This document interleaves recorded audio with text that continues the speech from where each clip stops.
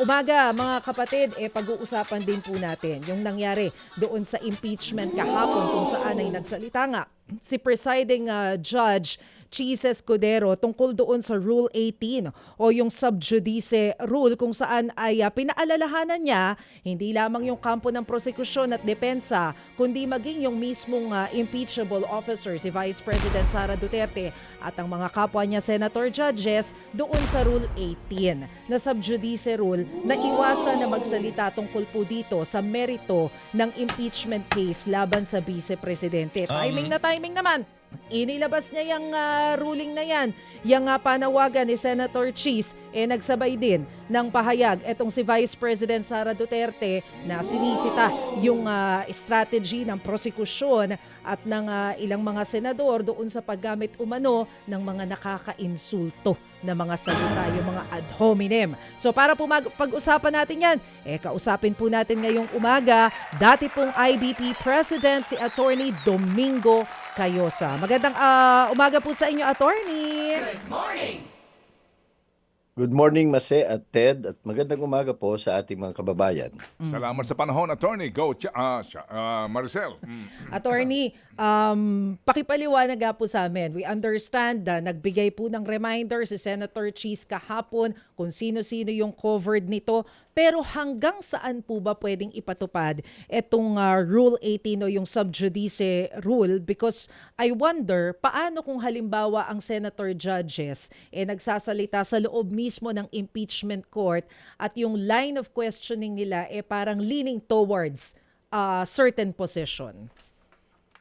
Well, dun sa halimbawa mo, kung talagang wala na sa lugar, at kapangyarihan at obligasyon naman ng presiding judge na sabihan yung kanyang kapwa senador na wala ka na sa lugar, pwede ba ibang tanong na lang?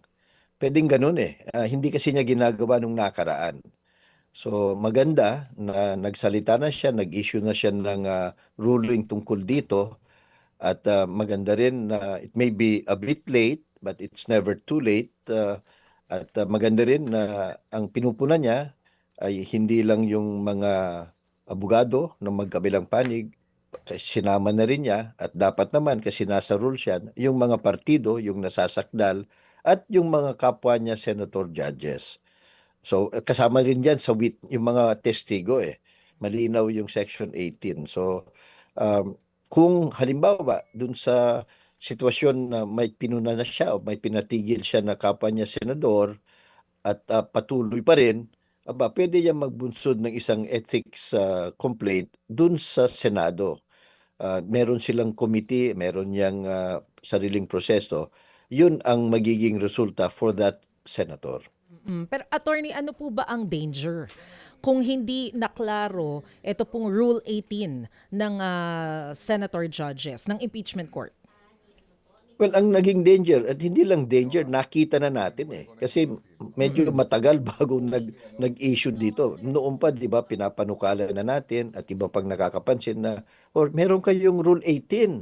Bakit lahat binaviolate? Yung Vice President, yung prosecution, your defense, at kung sino-sino, di ba? At yung mga, obvious na rin, yung mga senador. So, nakita na natin na nagkakagulo, nalilihis yung paghahanap ng katotohanan, dun na sa mga antics, komedya o kaya drama o kaya even action on the part of the stakeholders. So maganda, yun ang naging epekto. Humaba ang proseso, naging katawa-tawa, o kung minsan na-focus na dun sa mga palitan ng mga magagaspang o kung minsan makukulay ng mga language. So wala na dun sa objective, structured search for truth and accountability. So, pero nandyan, matagal na yung rule, noon pa yan. So, maganda na finally, nag-decision siya at prospective daw ang effect at meron ng very specific consequences. At hindi lamang ito base dun sa Section 18 ng kanilang rules, which is very clear, very specific, limited also. yung mga abogado, pinapaalalahanan din sila dun sa aming Code of Professional Conduct and Responsibility and Accountability. Pero is there a way, attorney, to go around Rule 18? Kasi parang sa pagkakaalala ko, ngayon lang namang impeachment na ito, nagkaroon ng necessity para paalalahanan yung mga taong involved. Nung time, nung impeachment ni dating Chief Justice Corona, wala namang ganito eh. Kahit nga sinong mga legal counsel pwedeng kausapin eh. Pero walang ganitong klase ng reminder. Correct ka dyan, ano. Yung rule na yan, nandun na noon pa yung mga naunang impeachment cases. At tama na pinupuna mo, nung panahon ni Chief Justice Corona, pati si Erap Estrada, President Erap Estrada, nandiyan na yan eh. Pero at nai-interview naman yung mga abogado, di ba? Pero kayo, pag ini-interview kayo ng mga journalist, medyo ano kayo na may ethics din mga journalist. So, ang kanilang focus din, katotohanan, objectivity, magkabilang panig. So, walang masyadong tendency na mag-grandstand. Dito kasi yung social media, kahit sino eh. So, kung minsan, they just get a clip of what you say. Kung mas makulay yung sinasabi mo, mas pasasabugin yan ng mga trolls o kaya ng social media, wala ka ng control. At kung saan-saan na mapunta yung mga kaisipan ng taong bayan. So, dahil dito, mas nagkakaroon ng incentive baka o pressure sa mga stakeholders, mga hukom, mga abogado, mga partido na magsasalita na lang at hindi na sila ganun ka-careful. So I think that's one phenomenon na iba dito. Kasi noon pa man, open naman ito sa media eh. But because of that, na matingkad yung galawan sa social media at maraming napapaniwala sa kung ano-anong mga nasa social media, kung minsan they don't only pander to or respond to organized or traditional media with your journalistic ethics, dun sa mga kung sino-sino na lang, di ba? Maaring trolls o inexperience o walang structure. So, yun ang mas dangerous. So, kaya siguro, importante na rendahan uli sila to remind them of this rule. Kasi nakita na natin yung ang laking oras ang nawawala dahil nafo-focus sa ibang bagay, hindi dito sa substance at yung katotohanan. Pero parang base po doon sa naging pahayag ni Presiding Judge Jesus Codero kahapon, mas malaki yung at stake para doon sa mga legal counsel versus yung mga officials and senator judges. Tama po ba? Tama, kasi iba yung responsibilidad ng mga abogado, defense and prosecution under Section 18. Rule yan ng Senado eh. So with or without that rule, meron pa rin kami at maganda na pinapaalalahanan mga abogado. At alam naman ng aming mga kapatid na abogado yan na meron kaming Code of Professional Conduct and Responsibility and Accountability. So kung mayroon kang ginagawa that subverts the orderly administration of justice, itong impeachment proceeding, administration of justice, paghahanap ng katotohanan, di ba, ng accountability, mananagot ka. Kung ikaw ay magpapakita o gagawa ka ng magsabi ka ng bagay-bagay that will impugn, challenge, or besmirch the reputation, integrity, competence of the court, mananagot ka.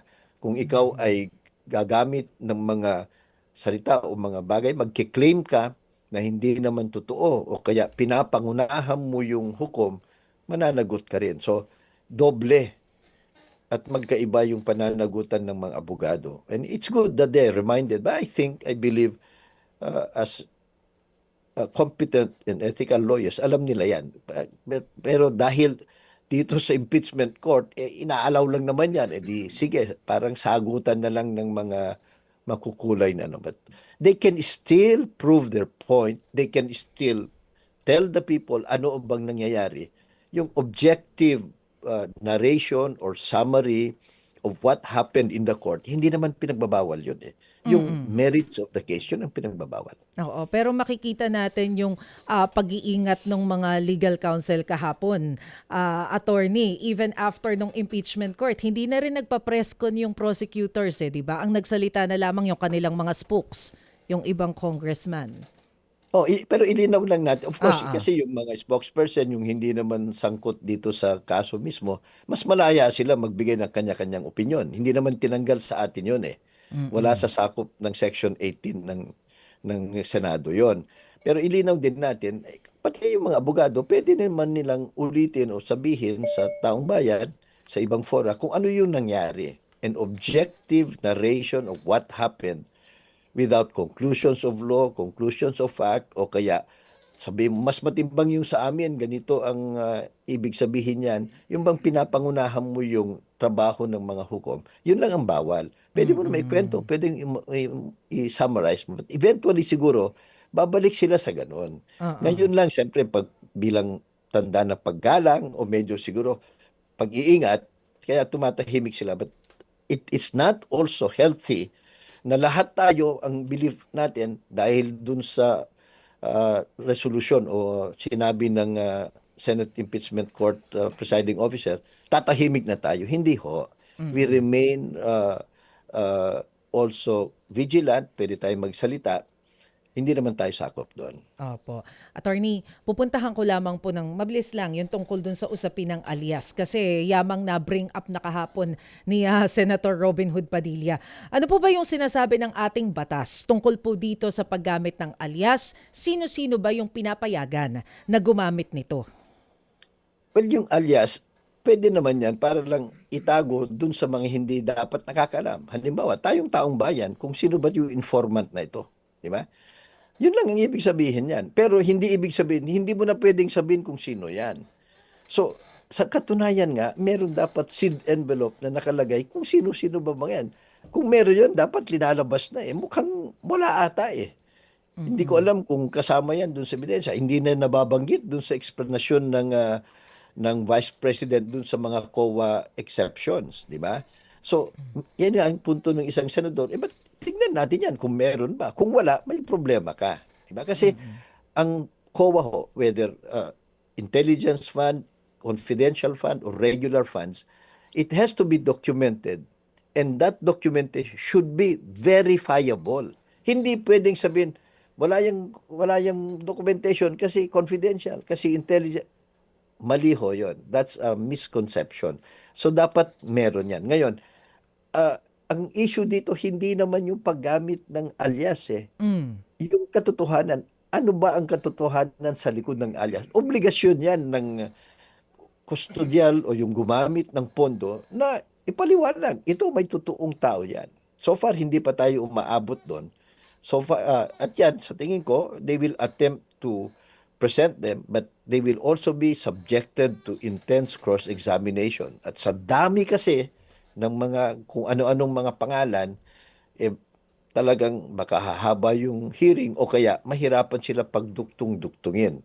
Ngayon, dahil din sa, kaya siguro dinalabas yan, kasi totoo naman na may kung ano-anong katatawang para palabasin ng prosecution na ito, winaldas na yung pera, hindi na dumaan sa tamang proseso, ginamit sa hindi dapat paggamitan, pinagpiyastahan pa tayong pinagloko-loko dun sa mga pangalan. So baka ganun ang gusto lang gawin. Nakakangit-ngit kasi yun, di ba? Mm-mm. Nakakatawa, but the joke is an us. So uh, hindi na dapat masyadong pinag-aawayan yan. Yung, Mm-mm.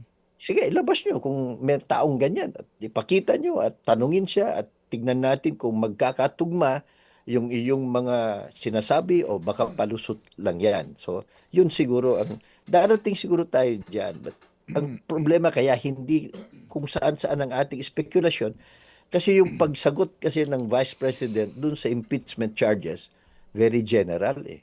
Mm-mm. Pag-iiwas. Opo. Hindi niya tinutumbok. Kasi kung meron yan, noon pa sana sinabi sa pagsagot sa impeachment charges. Pangalawa, mas nauna pa, nung dinis-allow ito ng COA o kaya nung may audit memo o kaya nung nag-suspend, 3 levels yan, eh di dapat nung pa lang sinabi na nila. Eh di tapos na sana. Hindi na sana naging issue sa impeachment court o sa impeachment charge. Hindi na sana inapprove ng COA and bank yung finding ng ano. So, yun ang nakakapagtaka eh.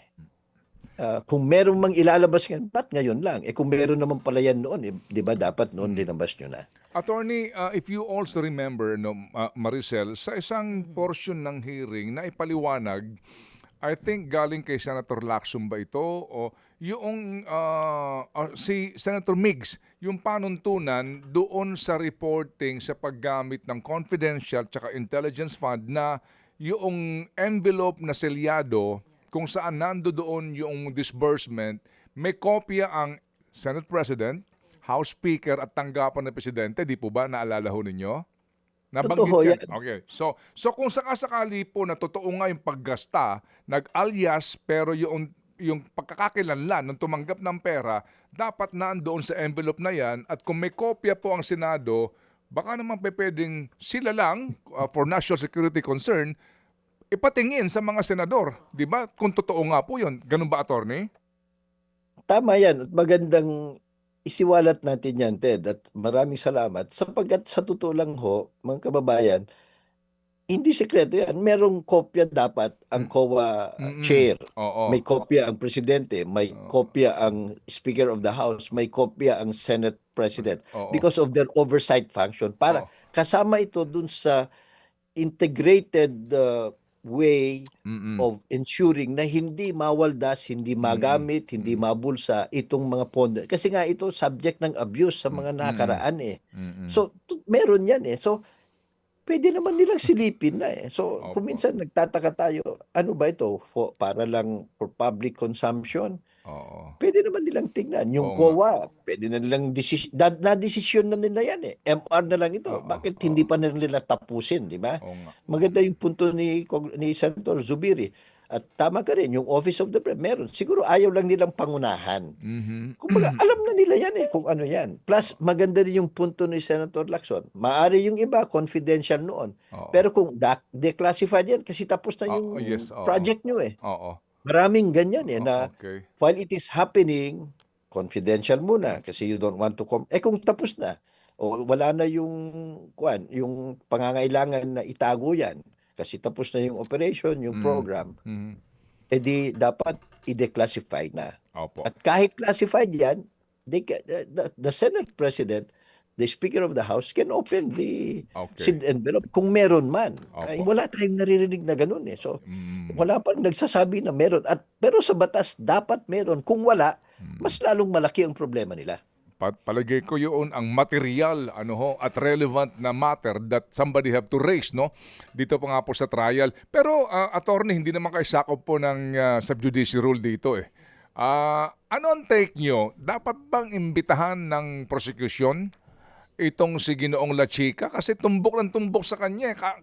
Tayo, gusto natin mapakinggan yung La Chica para matanong siya ng prosecution, ma-cross-examine siya as hostile witness kasi siya ang tinuturo ng mga testigo eh. Well, depende yan kung ako nasa prosecution, Ted, no?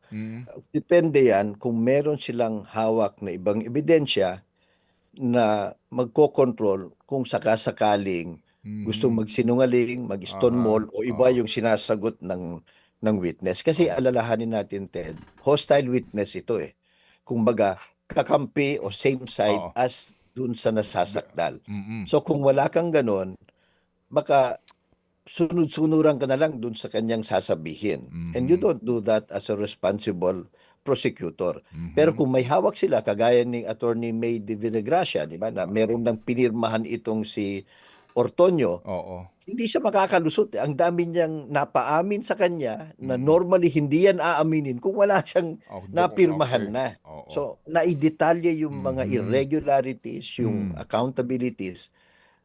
It was effective because may hawak silang ibang ebidensya. There were instances na gusto niyang lumihis, ayaw niyang magsalita, o nagdi-deny siya, pero sige, yan ang sinasabi, ito yun eh. So, mas-persa siyang magsabi ng totoo. So, we don't know if they have that with Colonel La Chica. Oo nga, delikado, kumbaga, mahirap na, baka mapahamak sila.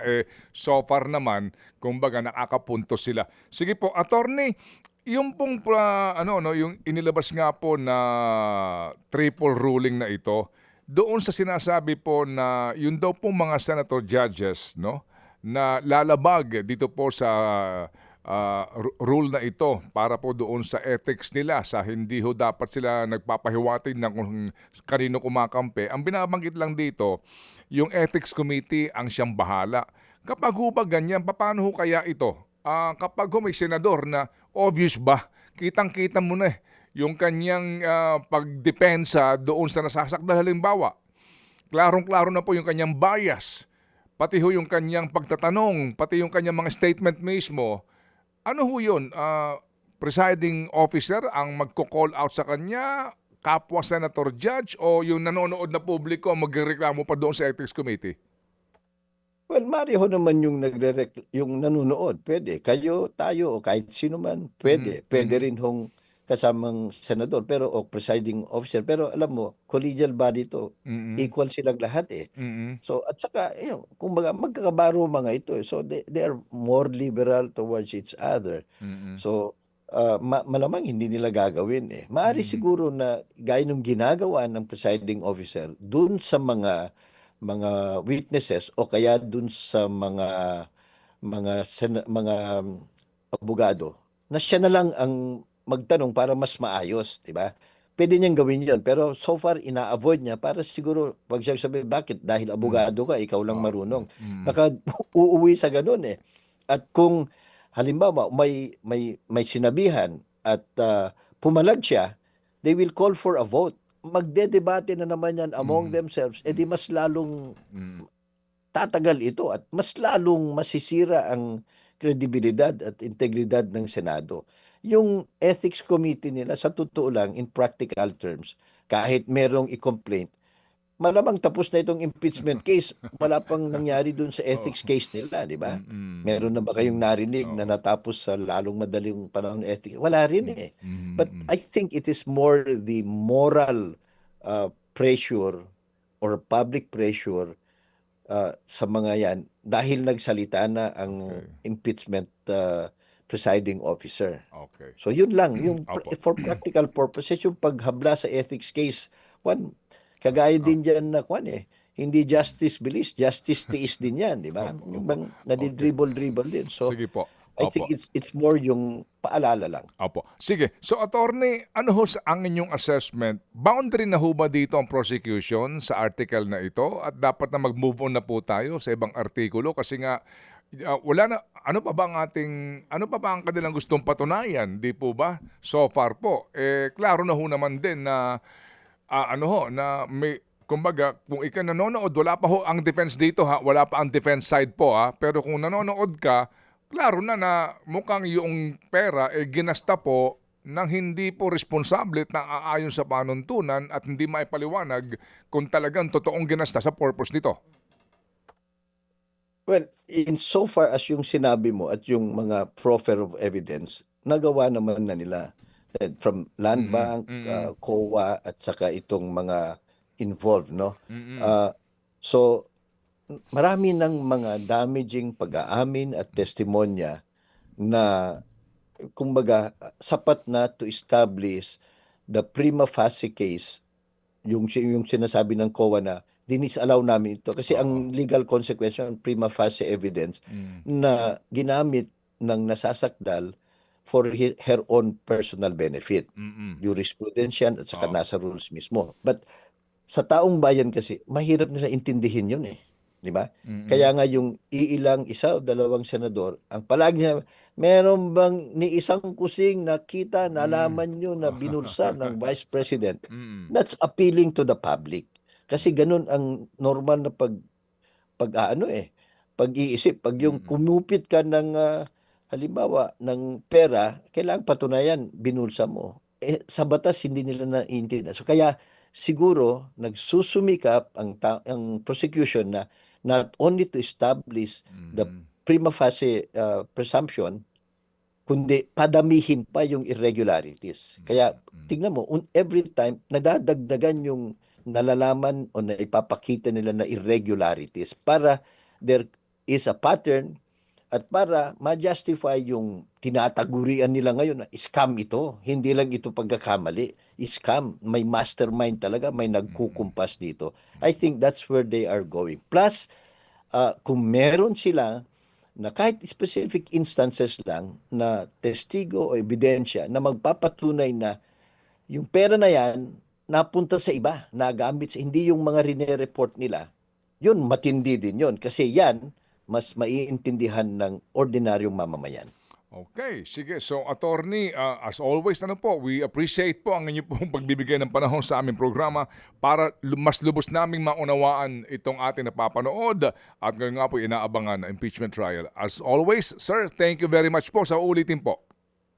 Maraming salamat, magandang umaga po sa lahat. Thank you.